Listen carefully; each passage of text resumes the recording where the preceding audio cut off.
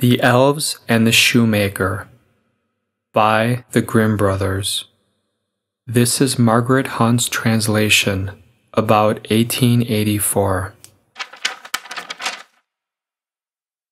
A shoemaker, by no fault of his own, had become so poor that at last he had nothing left but leather for one pair of shoes.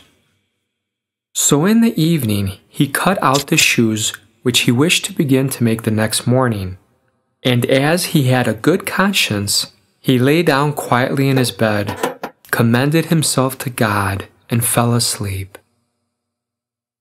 In the morning, after he had said his prayers and was just going to sit down to work, the two shoes stood quite finished on his table.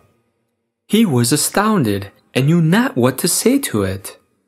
He took the shoes in his hands to observe them closer, and they were so neatly made that there was not one bad stitch in them, just as if they were intended as a masterpiece.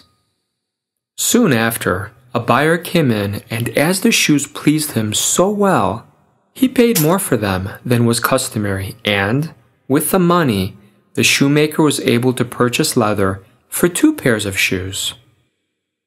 He cut them out at night, and next morning was about to set to work with fresh courage. But he had no need to do so, for when he got up, they were already made, and buyers also were not wanting, who gave him money enough to buy leather for 4 pairs of shoes. The following morning, too, he found the 4 pairs made, and so it went on constantly. What he cut out in the evening was finished by the morning, so that he soon had his honest independence again, and at last became a wealthy man.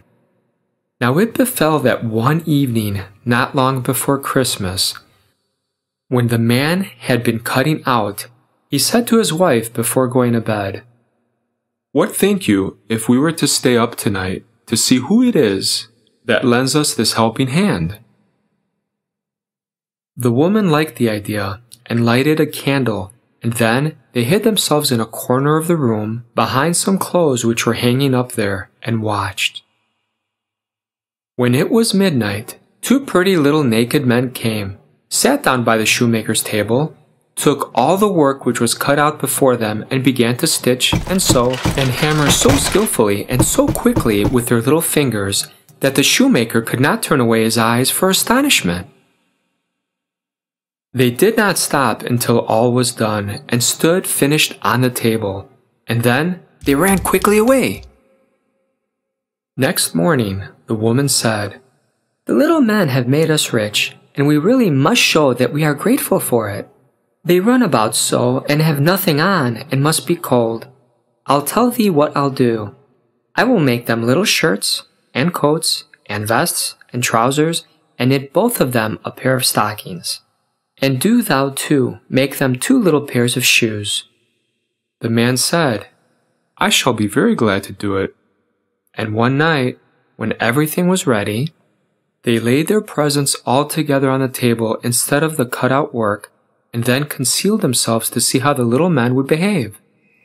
At midnight, they came bounding in and wanted to get to work at once, but as they did not find any leather cut out, but only the pretty little articles of clothing, they were at first astonished, and then they showed intense delight.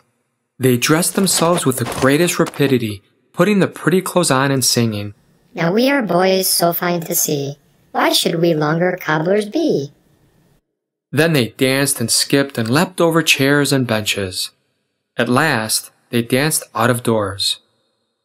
From that time forth, they came no more, but as long as the shoemaker lived, all went well with him, and all his undertakings prospered.